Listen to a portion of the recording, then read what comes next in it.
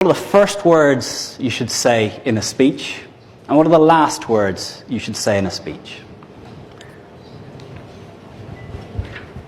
Now, tomorrow, I don't know how many of you are speaking, but I guarantee if you go to conferences, 19 out of 20 speakers will start in one of these ways. Number one, my name is Neill Conor. I'm from Tango, and this talk is about the latest trend in monitoring strategies. Now, all of you are sitting with a piece of paper in front of you that says, I'm Neill Conor, I've come from Ireland, and I'm going to talk about Tango 04 and this.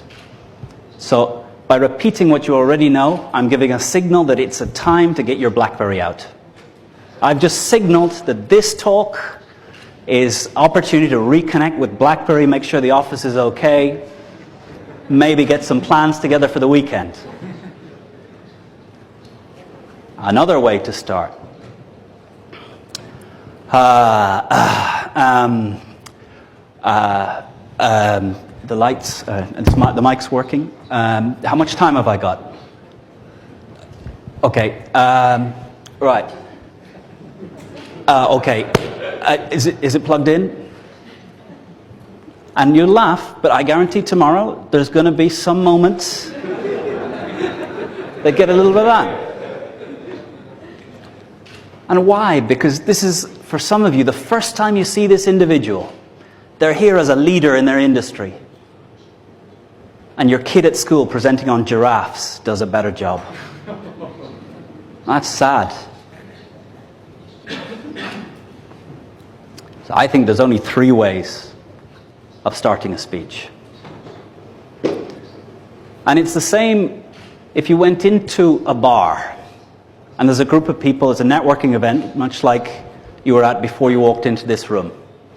And maybe I came up to a group, there's a group of 3 people who are having a little conversation. I walk in and I say, hi, I'm Connor, I'm Irish, 38 years old. I have an interest in sailing, I like running. And they've walked away. So how do you get people to engage with you when you're networking? So in networking, the best thing you can do is walk up. I think we know someone in common. Try and walk away when someone comes up and says that to you. Hopefully you've done your research so you do know that you know someone in common. But with LinkedIn, you can find out who knows who on anyone you want. So, how to start a speech? First way, with a question that matters to the audience. How do you phrase a problem that the audience faces in a question? So that'd be the 3rd best way of starting a speech. The 2nd best way of starting a speech is with a factoid that shocks. There's more people alive today than have ever died. There's more people alive today than have ever died.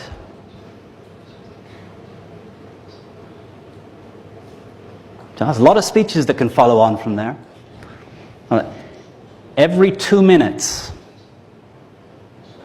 the energy reaching the Earth from the Sun is equivalent to the whole annual usage of humanity. All the energy, all the cars, everything moving, all the lighting, all the air conditioning of the world in 1 year is equivalent to 2 minutes of sun. Does that change how you think about energy? So, what's a fact that shocks the audience into rethinking? And Google has transformed your ability to get at these facts. Given 2 or 3 minutes, you can find out, 1, whether anything I've said is true, but you trust me because I looked the part and I'm from ESA. Those are, in fact, 2 true facts. I usually get someone come up to me at the end, are you sure? How do they measure dead and alive? But it's true. And it's not even close. But the best way to start a speech, and the way that I hope all of you use from now forward, is the same way we start a story to a child. Now, how do we start a story to a child? Érase una vez. Once upon a time.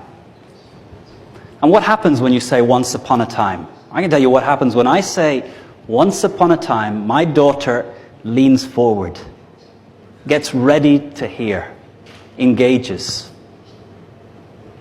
And we were all trained as kids to know when a story's coming. We also know when a teacher is about to deliver a 40-minute boring lecture that has no impact on our lives. But in business, you don't hear Jack Welch saying once upon a time. Steve Jobs doesn't start his speeches once upon a time. So there's a grown-up way of saying once upon a time. And if you listen to the conversations that are interesting around you at a dinner table, in a networking event, if you listen to the people that are gathering, the group of 8 that are listening to them, the way they're talking is different. The way they start is different. The way you tell stories as an adult is, in October, it was the last time I was in this room. There were 120 people in the room, and I was having a little conversation with one of the world experts on public speaking. And he said something to me. He said something to me that's had me thinking ever since. He said something to me that changed what I think about what's important in speaking. Now I can pause for about 30 seconds, 2-3 minutes, and you want to know what he said. So, in speaking in sales, we assume self-interest. So if you can tell a story from your own life that connects you to why this topic is important to you, why you first joined the company, when you first saw someone benefit, and you saw how their life was changed. And I think here, exploring what quality of life means for you.